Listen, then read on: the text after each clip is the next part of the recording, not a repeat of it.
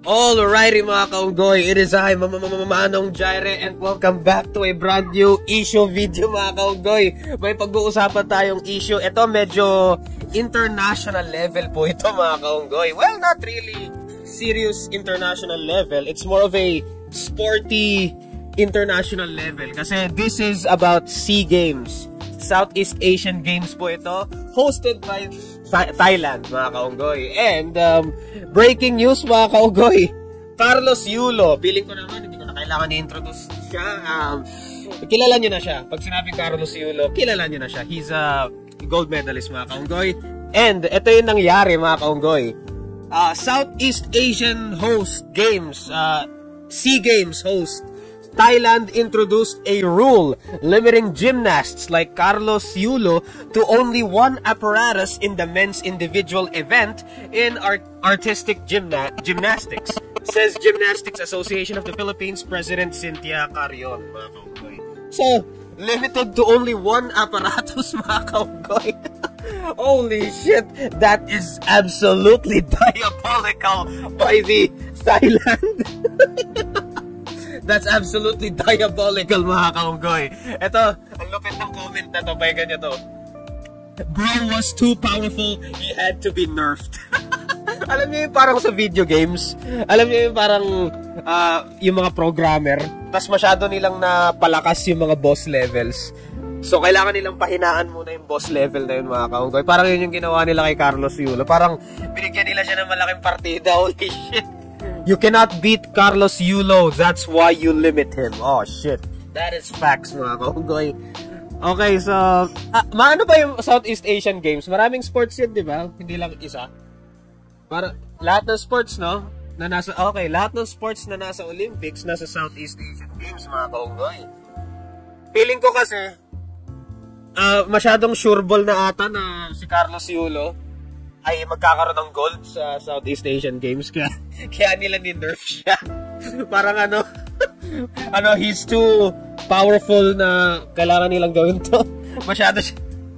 Parang suffering from success mga kaunggoy, no?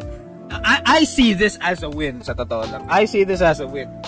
Well, hindi pa nga nagsa-start, parang panalo na siya mga kaunggoy. Yeah, like ano ba ang aparatos mga kaunggoy when it comes to gymnasts, okay? So, sa men's gymnastics daw kasi, ang sabi dito, there are 6 apparatuses used during a gymnastics competition. Floor exercise, pommel horse, rings, vault, parallel bars, and high bar. So, 6 apparatuses daw in men's gymnastics. So, alam naman natin yung floor. Yan, so nakikita natin. Ito yung, yan. Pinapakita ko na sa inyo. Visual aid, mga kaunggoy. Ayan. Tapos meron yung vault. Ayan. And alam naman natin, nagkaroon ng gold si Carlos Yulo dito. Kaya, siguro natakot ata si Thailand, mga kaunggoy, no? Kaya nila, isang aparatos lang dapat si ano. Ayan, no? Ayan po, SEA Games restrictions to limit Carlos Yulo to one apparatus. GAP President. Holy shit, mga kaunggoy. According to ABS-CBN, ABS-CBN News, mga kaunggoy. Holy shit, man. With major changes in the 33rd Southeast Asian Games, two-time? Okay, mga kaunggoy, ito. Why does Carlos Yulo have 2 gold medals? He won 2 gold medals in the artistic gymnastics competition at Paris 2024. Oh, shit. 2 gold medals sa isang, gymnastics competition at in 1 year. Paris 2024 lahat yun, mga kaunggoy. Kaya pala siya ni-nerf. Kaya pala siya ni-limit, mga kaunggoy. Ay. That is absolutely diabolical from the Thailand host ng Southeast Asian Games, mga kaunggoy, no? So, ito. Carlos Yulo will have to... Oh, shit! 2-time Olympic gold medalist Carlos Yulo will have to choose only one apparatus in the men's individual event in artistic gymnastics. Gymnastics Association of the Philippines, Cynthia Carrion, told ABS-CBN News that host Thailand introduced a rule that limits gymnasts like Yulo who usually compete in multiple apparatus. Oh, kasi nagko-compete siya sa multiple apparatus ng artistic gymnastics, mga kaunggoy. Southeast Asia, they're giving only one apparatus. Carlos cannot compete in all. So, pinagbabawal siya mag-compete sa lahat kasi baka kasi pakyawin daw niya. kaya siya, he cannot compete in all kasi alam ng Thailand na baka pakyawin niya lahat ng gold. Baka iisipin niyo lahat ng 6 apparatuses, Carlos Yulo. Kaya, ay, mga kaugoy. Only one. They're only giving everybody one. Oh, everybody naman pala. Okay, so lahat pala. Everybody can only choose one, mga kaugoy. Because, they're very smart. Okay, because if they give Carl, ito, sabi ni, ano to? Carion, tama ba yung pagbasa ko sa kanya? Basta yun, Cynthia Carion na yan. Ito ang sabi niya, because if they give Carlos all, he's going to win all. Teka na, natawa ako doon. Because if they give Carlos all, he's going to win all. And nobody will win anything anymore.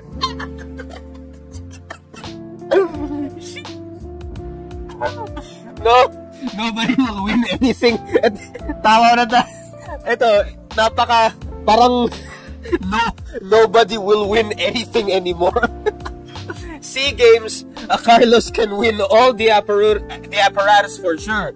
So they're giving him only one apparatus, she explained. Yulo bagged gold in the men's individual, all-around, and parallel bars while clinching silver in the team event and still rings in the 2023 Southeast Asian Games in Cambodia. But given the new rule, it remains unclear which event he will focus on this year. Carion said they are still finalizing which gymnast will come. Okay, so marami tayong mga representatives, mga kaunggoy, okay? So okay lang naman, no? It's giving chances to everyone, okay? So okay din naman, no? Okay din naman. They are finalizing which gymnastic will compete, which apparatus. We'd have to check, blah, blah, blah. Carlos might not compete the floor. He might give it to one of the gymnasts.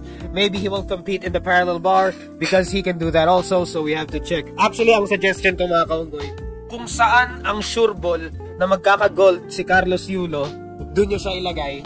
Para sure ball na may gold agad tayo sa Southeast Asian Games, mga kaunggoy, no? Sure ball na tayo, mga kaunggoy, no? Kasi para, alam nyo yun, like, give our best. No? Give our best. Give the absolute best sa mga competitions or mga international games na tulad ng ganito, mga kaunggoy, right? So, blah, blah, blah, ayun. Basta yan, I will leave the link ng article na to or news article na to down in the description below, right? Yan, mga kaunggoy. Sheesh! Tingnan natin mga comments, natatawa ako sa mga comments. Actually, minsan yung mga ganito, oh shit, ang daming angry react. Ang daming sad and angry react. Holy shit. Gusto ko makita yung mga comments dito, mga kaunggoy. Ayun, no? Ito tama naman to. This is a perfect opportunity to not overuse Yulo and also to train more athletes. May point nga naman. Okay, may point nga naman. Nagpa-games pa kayo. Oh my god. You know he is the GOAT if they limit him to only one competition. Sheesh. Dito palang panalo na siya. Baka di sila maka-gold pag sinalihan ni Yulo lahat ng events. Oh my god. Oh, nerfed. Ang daming buti ang daming nakakaalam dito ng term na nerf, mga kaunggoy. Kasi ginagamit lang yung terminology na nerf when it comes to video games, mga kaunggoy. No? Carlos Yulo got absolutely nerfed here in this competition, mga kaunggoy. Pero naiintindihan ko naman kasi magiging boring nga naman yung Southeast Asian Games kung lahat ng competitions ay puro Carlos Yulo ang nanalo sa when it comes to gymnast, mga kaunggoy, no? So medyo understandable naman sa bagong rule, pero nakakatawa lang kasi para silang na-threaten at para silang para silang natakot na, oh, naku, sasali siya. Baka pakyawin niya lahat ng, parang nakakatawa lang. And that's the bottom line because Manong Jaira said so, right?